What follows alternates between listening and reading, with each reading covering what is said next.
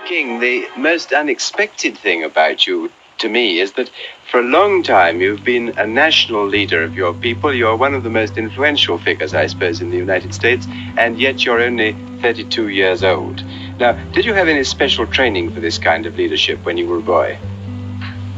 No, I really didn't. I had no idea that I would be catapulted into a position of leadership in the civil rights struggle in the United States.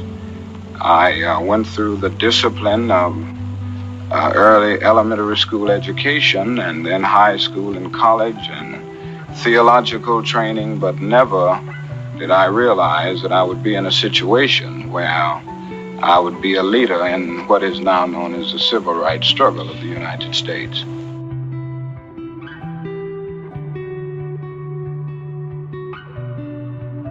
What sort of home did you have as a child? Was it a strict home, for instance?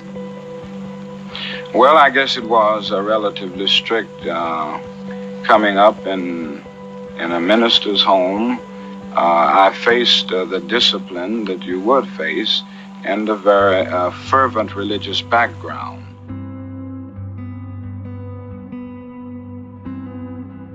However, I don't think it was over strict to the point that I developed any personality conflicts as a result of my early childhood, but it was strict enough, and I think it was strict enough for me to develop certain disciplinary principles as I came up.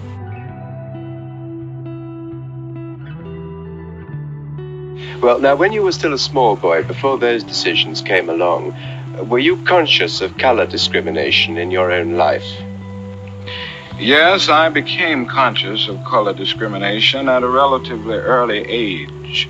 I think the first time was when I was about 6 years old.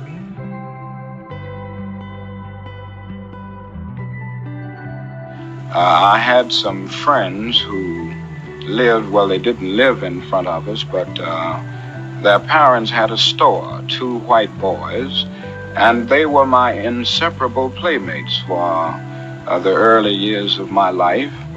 And I remember when I was about 6, something started happening. When I went over to play with them, they always made excuses. They could not play, they were busy.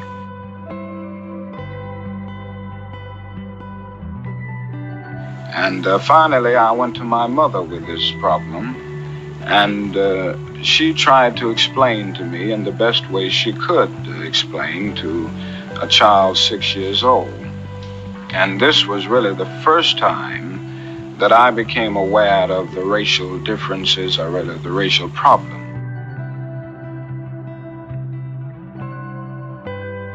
She made it clear to me that this system had a long history, dating back to the time of slavery. She tried to explain the meaning of the system of segregation.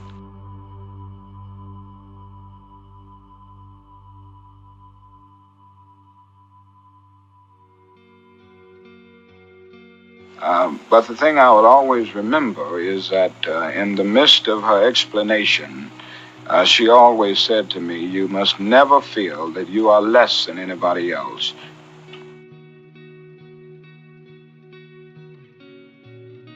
You must always feel that you are somebody, and you must feel that you are as good as anybody else." And of course, this came up with me in spite of the fact that I still confronted the system of segregation every day.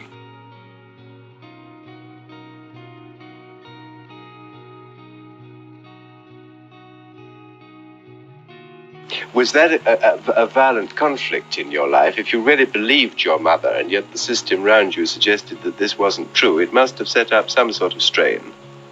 Yes, I think so. As I look back over those early days, I did have something of an inattention. On the one hand, my mother taught me that I should feel a sense of somebodyness. On the other hand, I had to go out and face the system. which stared me in the face every day saying, you are less than, you are not equal to. So this was a real tension within.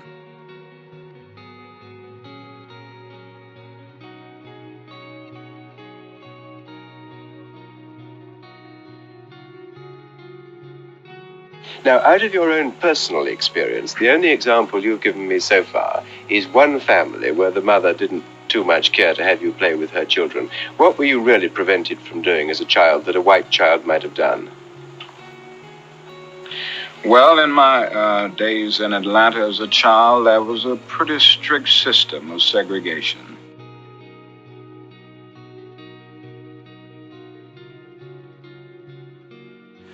For instance, I could not use the swimming pool, so that for a long, long time I could not go in swimming until the YMCA was built, a Negro YMCA, and they had a swimming pool there. But certainly a Negro child in Atlanta could not go to any public park.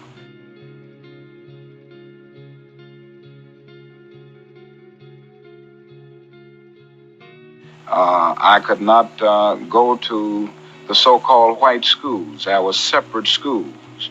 And I attended a high school in Atlanta, which was the only high school for Negroes in the city. And this was a real problem because in Atlanta there are more than 200,000 Negroes.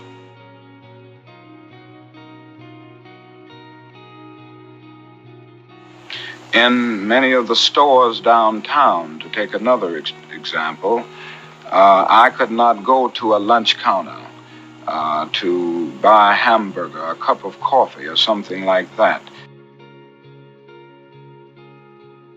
I could not attend any of the theaters. Only there were one or two Negro theaters. They were very small, but they did not get the main pictures. If they got them, they were 2 years late or 3 years late.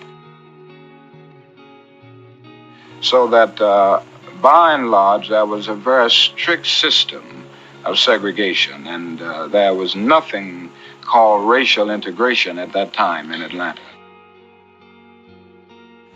But the thing I will always remember is that in the midst of her explanation, she always said to me, you must never feel that you are less than anybody else. You must always feel that you are somebody, and you must feel that you are as good as anybody else.